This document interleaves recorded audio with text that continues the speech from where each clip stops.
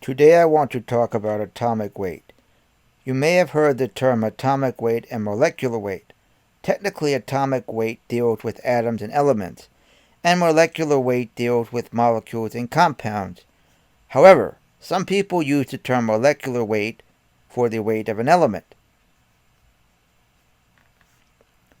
We will look at hydrogen and chlorine for this discussion.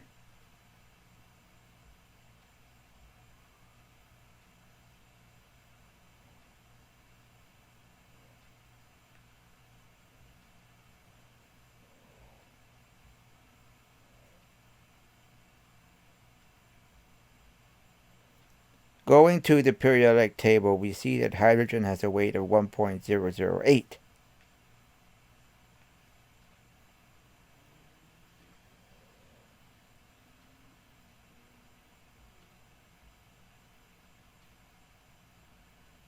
What are the units for this weight?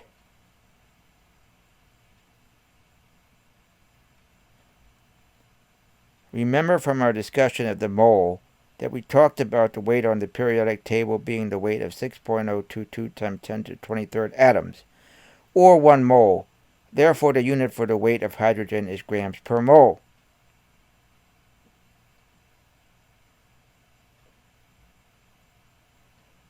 We will call this quantity the atomic weight.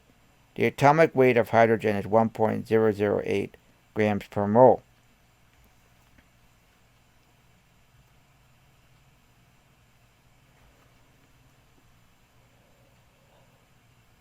Also, remember that we mentioned the unit AMU. Hydrogen has a weight of 1.008 AMU per atom.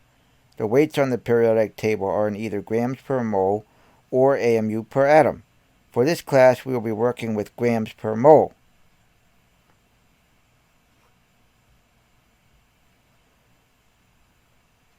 If we look at chlorine, we see that the weight is 35.453.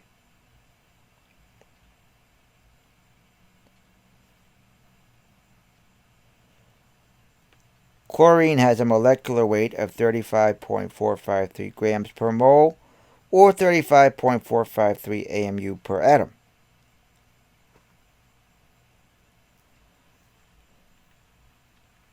Let us talk about rounding the molecular weight for a moment.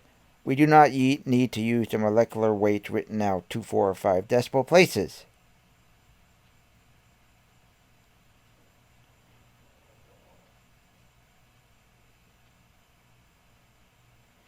A general rule of thumb is that the lighter the element, the more decimal places are required.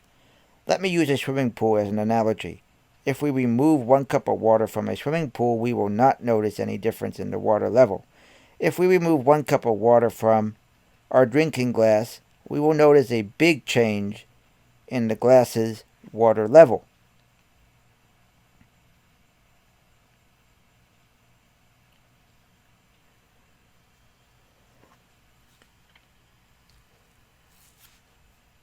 Going back to hydrogen, if we change the weight of hydrogen by 0.1 gram, we will have altered the weight by 10%, which is quite large.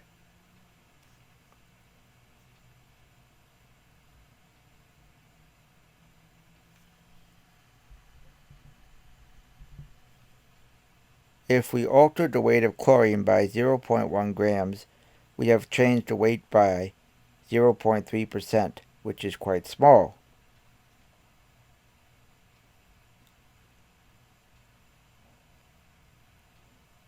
Hence, I recommend writing atomic weights out to 2 decimal places. Remember that the atomic weight on the periodic table does not affect the significant figures in your calculation. We should still obtain an almost identical result if we round the atomic weight to fewer significant figures.